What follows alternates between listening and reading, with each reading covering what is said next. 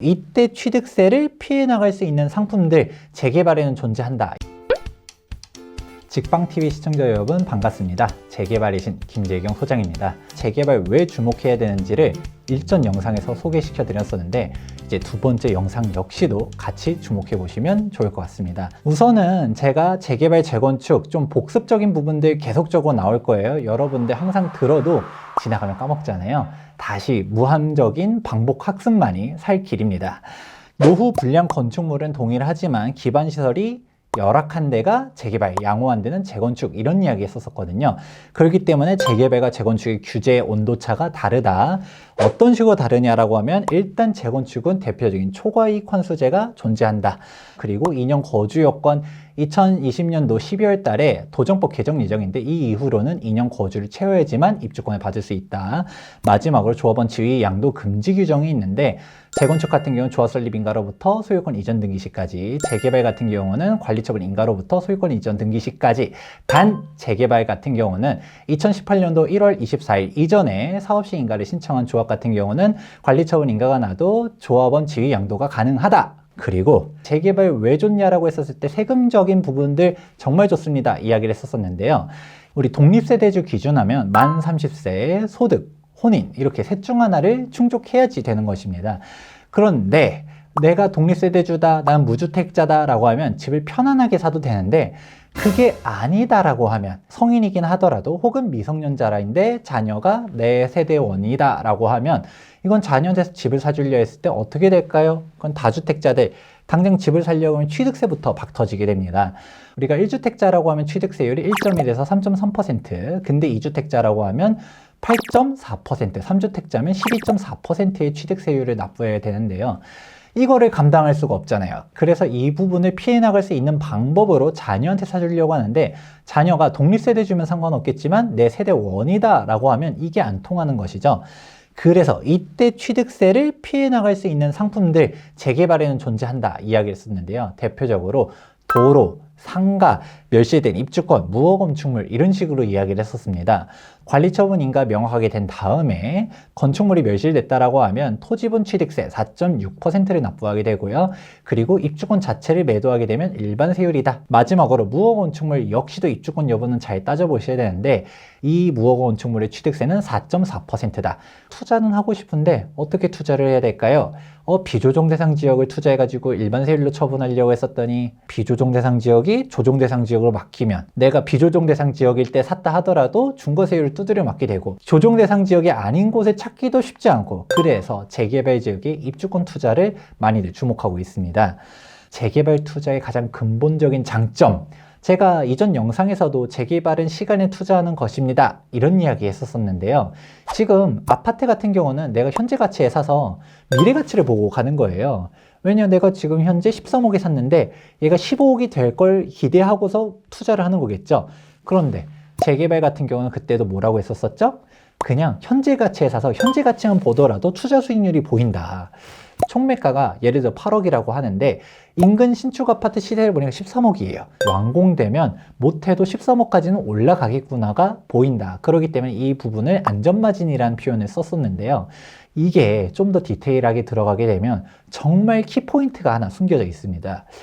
아무래도 여러분들 가장 많이 고민하시는 부분들 중 하나가 부동산 시장이 올라갈 것은 같은데 이미 많이 올라간 것 같고 좀 너무 복잡한 거죠. 지금 샀는데 좀 올라간다 하더라도 또 떨어지면 어떡하지? 좀 올라가도 조금만 올라가는 거죠. 올라는 갔어요. 13억에 샀는데 한 5천만 원 올라갔어. 올라간 거는 올라간 건데 취득세만 해도 몇 천만 원 되거든요. 이게 뭐 남는 게 없다라는 거죠. 그 정도 올라갈 거면 안 사고 말지 라는 생각들을 할 수가 있게 됩니다. 즉 미래에 대한 불확실성이 있다라고 했었을 때 확실한 투자가 바로 재개발이다. 그렇기 때문에 우리가 재개발 지역들 가격이 13억 그대로예요. 그래도 우리 안전마진 얼마라고 했었었죠? 8억짜리였다라고 하면 5억이 안전마진이다. 그렇기 때문에 이 안전마진 폭에서 움직이는 거죠. 이만큼 기대 수익이 이미 있었던 상태에서 이게 줄어드는 거지 손실을 보는 개념이 아니기 때문에 시간에 투자한다는 이야기를 했었던 것입니다. 이거는 사실 재건축도 똑같았어요. 재건축도 지금 현재 총매가 봤었을 때 인근 신축 아파트 보면서 똑같이 투자할 수 있었는데 재건축은 지금 규제로 싹 끝났다 보니까 제초원을 피한 재건축 2017년도 12월 31일 이전에 관리처분 인가를 신청한 재건축들만 이 투자를 할 수 있고 그 외의 재건축들 같은 경우는 사실상 요원하다라고 보고 있습니다. 오늘은 재개발 어느 시점에서만 사야 되느냐 그 포인트들만 살짝 이야기를 해드릴게요. 우선 제가 항상 많이 강조했었던 부분이 뭐였을까요? 조합 설립 인가 이후로 투자해라. 왜냐? 조합 설립 인가도 아직 안 났다라고 하면 10년, 15년, 20년 지나가도 어떻게 될지 모른다라는 게 가장 핵심이었습니다. 그렇다 보니까 내가 재개발 투자 처음 해본다라고 하면 정말 꼭 조합 설립 인가 이후로 투자하세요라는 이야기 누누이 강조드렸고요. 다음 단계, 그 다음 단계로 움직인다라고 했었을 때 그냥 2주 철거하는데 1년, 착공으로부터 준공까지 30개월, 36개월 쭉 기다리기만 하면 되기 때문에 우리가 투자할 때 내가 좀 안전하게 가고 싶어요 라고 하면 관리처분 인가난 걸 사는 거고요. 그래도 좀 더 초기 단계, 왜냐? 관리처분 인가까지 났다라고 하면 비싸잖아요. 그렇기 때문에 좀 더 초기 단계로 가려고 하면 사업시행 인가 난 거, 더 초기 단계로 가도 조합 설립 인가는 난 이후로 투자해라.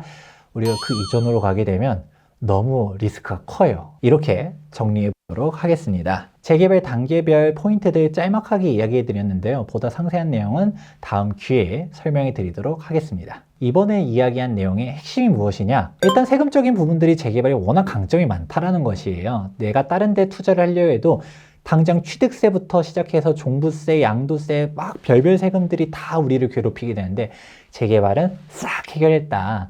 두 번째 같은 경우는 우리가 아파트 투자하려고 하면 부동산 가격이 올라갈 거는 같은데 얼마나 더 올라가야지 내가 투자 금액 대비 수익률이 남을까? 이런 부분들 고민할 수 있게 되는데 재개발은 어렵게 생각할 필요가 없지.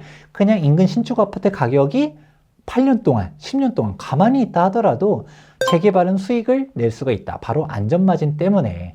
그 아파트 가격이 조금이라도 더 올라가면 우리는 그 수익을 더 볼 수가 있다. 이런 식으로도 이야기했었고요. 그러면 안전마진 폭을 계산하려 했을 때 당연하겠지만 재개발 초기 단계일수록 훨씬 더 클 거고요. 사업 단계가 진행될수록 이 폭이 좁아지게 되는데 이 부분들 어떤 식으로 판별해야 되는지 각 시기별 포인트들, 단계별로 어떤 게 쟁점인지를 간략하게 설명해 드렸습니다. 재개발의 신 이런 식으로 해가지고 쭉 포인트들 이야기했었는데 왜 재개발 투자 여러분들이 주목해야 되는지 알 수 있었으면 좋을 것 같습니다. 자, 다음 시간에는 보다 더 유익한 내용으로 찾아뵙도록 하겠습니다.